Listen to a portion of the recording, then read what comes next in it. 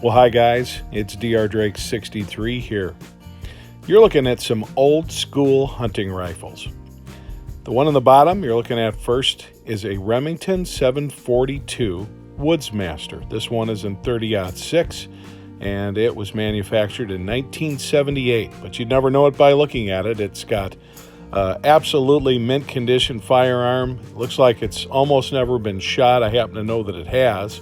And the woodwork on this is something that's just absolutely beautiful and not a blemish or a flaw, not even as much as a hairline crack anywhere.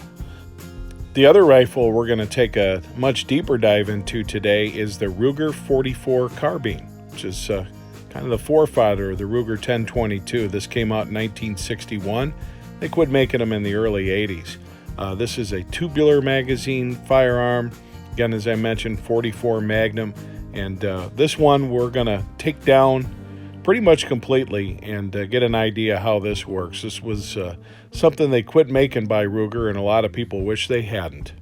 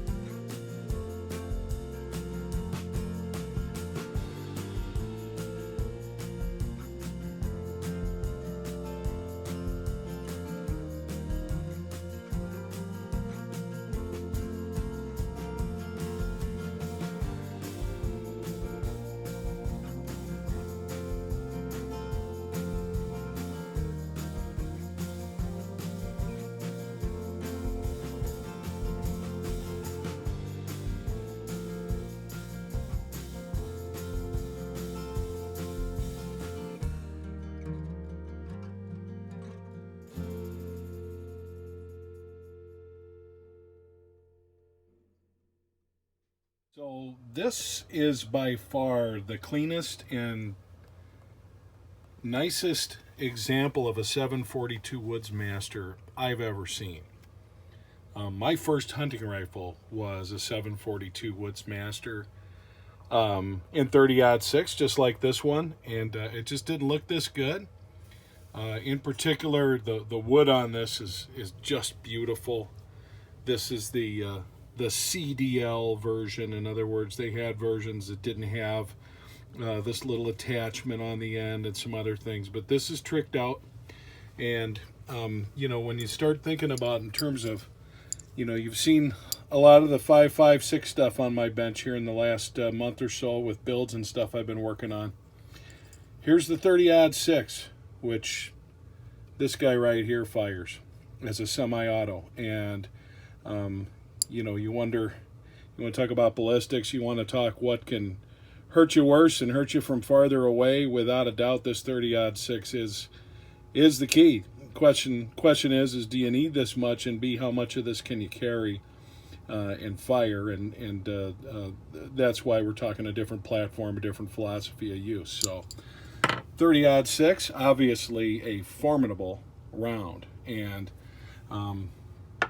the reason I got rid of the Woodsmaster I had was because it had been shot enough where there was what's called scallop issue. And I'm going to click on the light here and show you what I'm talking about. If you look in here, you'll see right there, you see those notches. And if you look, you can see those notches are what these lugs lock up in. And when they built these, and this is why they discontinued and went to some newer versions. When they built these, the issue was not the right metallurgy. So you get what's called scalloping, to where these teeth would get worn out. It wouldn't lock up tight and function well. So, and you can see this gun just has not been shot a lot. So it's preserved very well. Very well.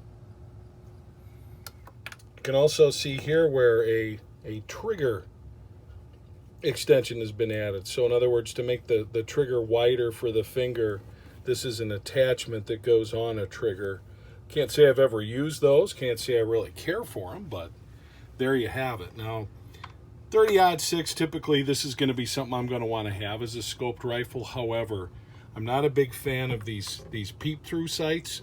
And what this is basically this is your rings, and they're elevated pretty high off the gun, so you can look underneath at short distance and use the iron sights that come with the firearm.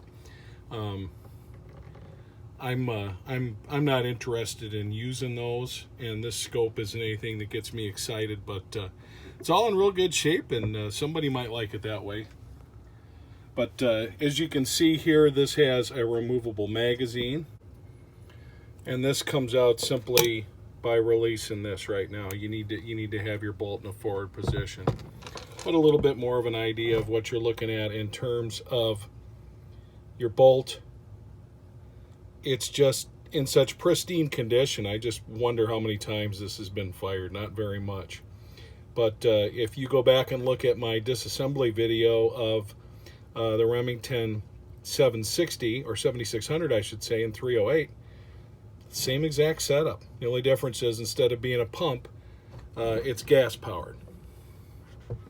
So that's it. These magazines will hold 4 rounds. You can put one in the chamber, and you have this magazine here is labeled 30-06. This right here on the side, kind of nifty. This is your bolt release. So if your bolt is cocked, you push this forward and that will release your bolt, and that's integral to the magazine itself. So I think where guys have gone wrong with this particular firearm, they've said, hey, you know what, I want to go shoot box after box of ammo because it's semi-auto, that's cool, and they just don't hold up that well. If you're going to sight it in and go deer hunting with this every year, you're never going to wear it out. So, but it's not something that you get instead of an AR or an FAL or something like that. It's just not the way to go. But I thought I'd show you this one first. I'm really not going to get into taking this down. Might do it in a future video. Take another look at that beautiful wood grain, which they just really don't do too much anymore. Certainly not on a regular basis. And you can see here, we took those rings off. Need to get some plugs for the top, or better yet, just put the base I want on it. Not much of a sight base for long distance open sight shooting you see here, so I wouldn't be doing a lot of that. But not a scratch, as I mentioned, not a flaw. This could be sold as brand new if they still made them, which they don't, but it's just in such great condition. And in some respects, I'd say it's a shame that they did not engineer these better, but they learned from their mistakes, the 7400, the 750, and so forth. But again, if you're going to use this as a hunting rifle and you're going to use it as something that you shoot a couple times a year, zero in, that kind of thing, it'll last as long as you will. It'll last as long as the person you pass it down to, and probably the next person. But it's just not a rifle you want to use for a bunch of target practice, because like I said, it will chew itself up a little bit. But this came with a Redfield, and this particular scope is 1 3/4 by 5 power. And just to just show you something that's a little bit different about this, and I'll take the cap off and get a better idea. This is what the eyepiece looks like. It's like watching TV. It's a rectangular eyepiece instead of looking through a circular eyepiece like we're so used to. So that's kind of unique. But I expect somebody's going to want this. Not me, but there's going to be somebody who does. So that's a 742 Woodsmaster. A gun that was in common production. It's for guys looking for that quick follow-up shot. We'll have to check it and testify it for accuracy at some future point when we get outside to a little distance. But no reason to think that this isn't something that's... probably, with my experience with the last one, a 1.5 to 2 MOA shooter, which is certainly not bad. Now let's look at the Ruger 44 carbine. They don't make this anymore, and the reason I have been given is because of the cost of manufacturing this. They can't investment cast this. Even though they were doing that when they came out with these in the early 60s, this is a milled block of steel. The receiver is. This is the forefather of the Ruger 1022. And if it looks a lot like the 1022, you know why. Just eyeballing this thing, it looks exactly like a 1022. The difference is, instead of having a magazine that goes in the bottom, this is tube fed right here. And we'll take a better look at that. And the tube runs down inside the stock here. So taking this down is pretty easy. We're going to take off this barrel band or loosen it up, slide it off, and then the whole receiver lifts just out. And there's lots of evidence that this one has been shot. It's dirty. When I work the action, it feels gritty. So we need to give this a good cleaning. So this would be a good opportunity to take a better look at this particular firearm. Take off this barrel band. Actually, we're not even going to take it off. We're just going to loosen it until it reaches the point that we can just slide it forward. Another thing we want to do, just like a 1022, you see this safety, crossfire safety. You want to hold this in the middle so that you have the ability to just pop this whole thing out. Once we've got that barrel nut or that barrel band loosened, we want to cock the gun, lock the bolt to the rear, and then it's a matter of separating this out. Just like this.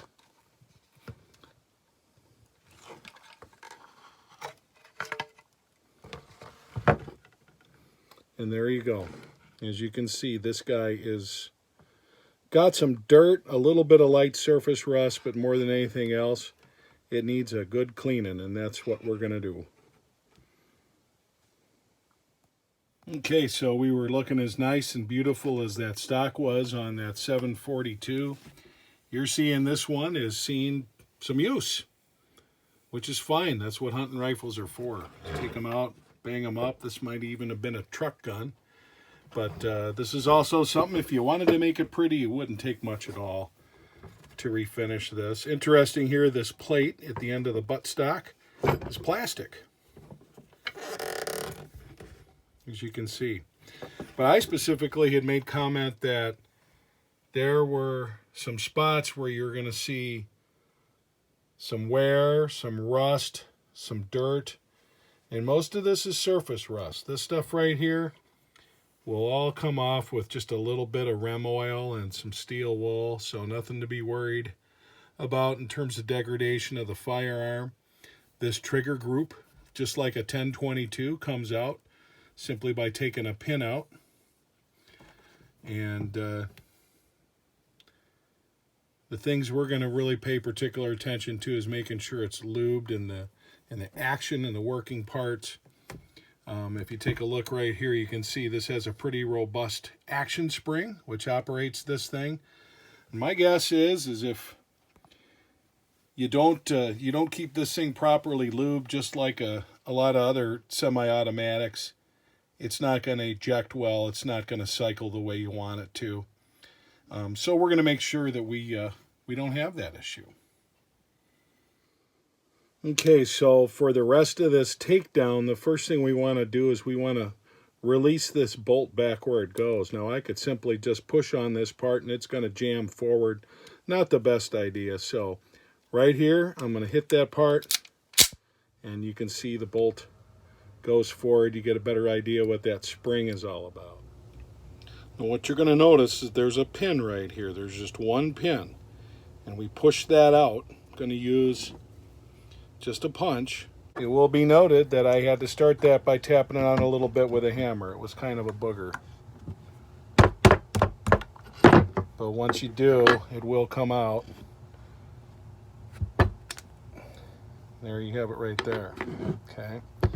Now, to take the trigger assembly out, you simply are going to pull back just like that. And there you go. Trigger assembly's out. We'll talk about this in a second.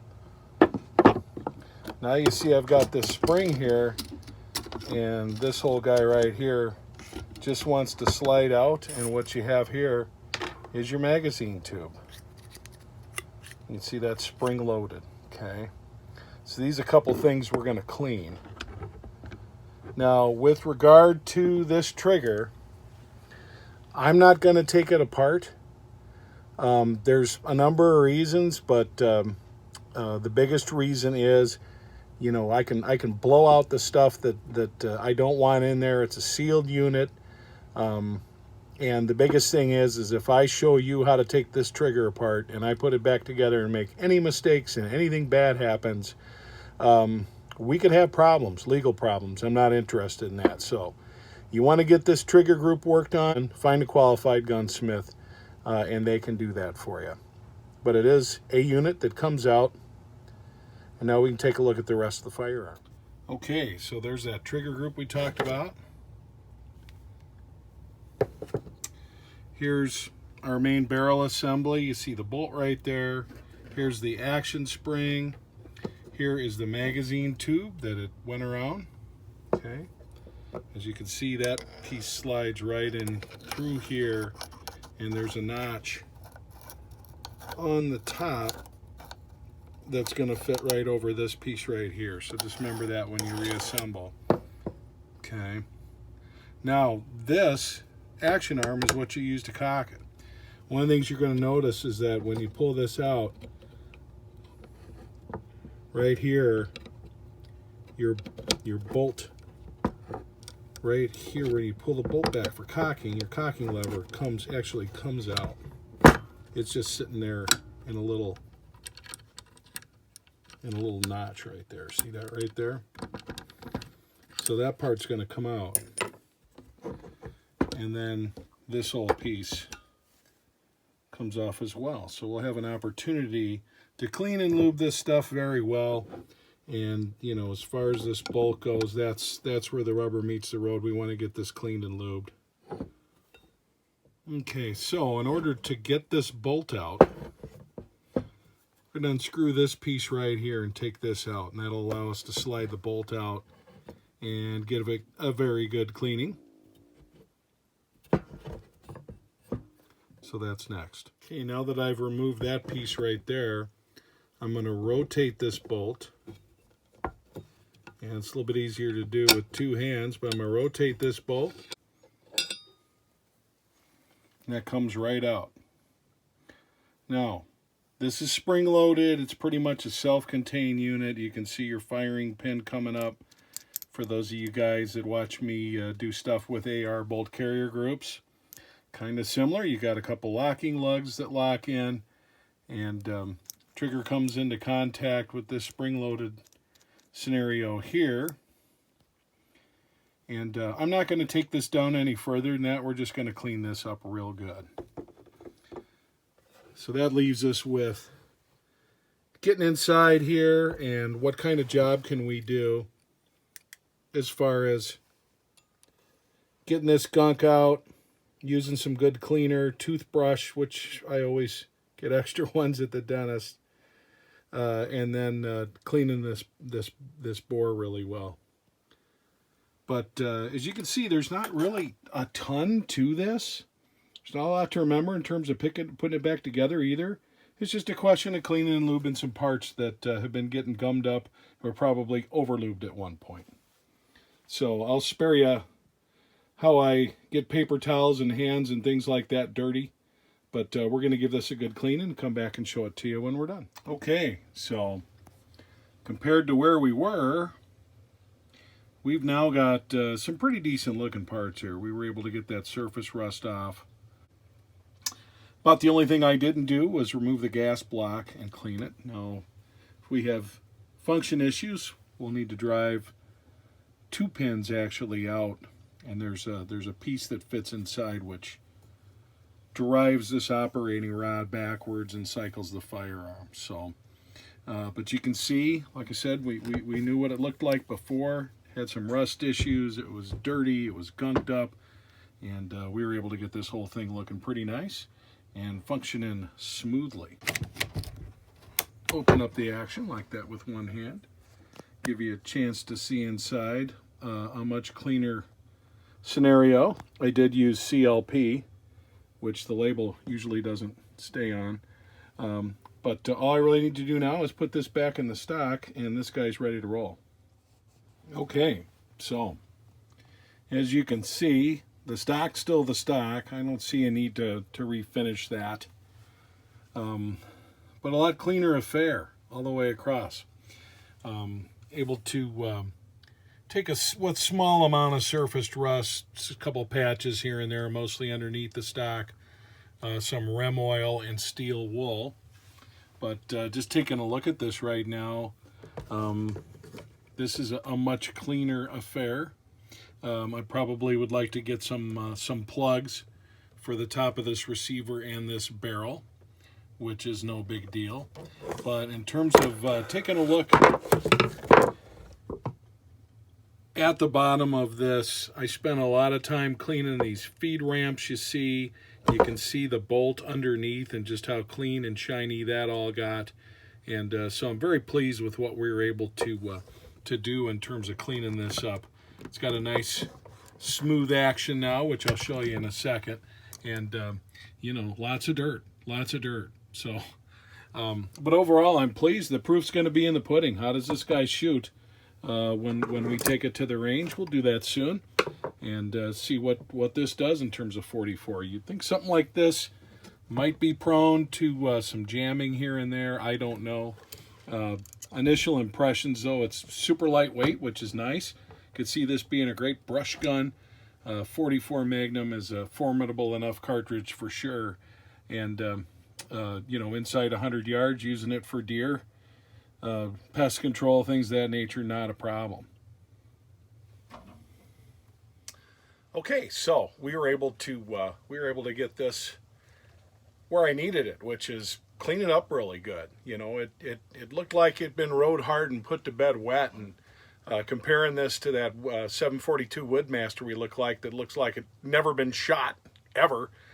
This one, you know, just based on the wear I see on certain parts, this one definitely has been shot, which is fine. Good guns, you can shoot a lot. I really like how handy this is. I don't know if you can kind of see how easy it is for me to handle this with one hand without a scope. Not a problem to carry like this, or just throw across your shoulder and take with you wherever it needs to go. But the main thing I wanted to do is make sure that there was not going to be any kind of impediment or things that would make it hard for this thing to cycle. And as you can see, I think that we've addressed that. Again, a little bit closer look here. And that does a really good job. Now, it's not suggested to slam close your bolt on an empty chamber. I did this for demonstration purposes, but she's in real nice shape. And for me, iron sights on something that's going to be an inside 100-yard gun for sure. But looking forward to getting this out to the range, and we'll show you what it can do, and whether or not this thing is as reliable as I've heard they can be, and give you a full report on that. But enjoyable taking a look at both this and that 742 Woodsmasters. This is Dr. Drake 63. Appreciate you watching. Some old school hunting guns. Take care.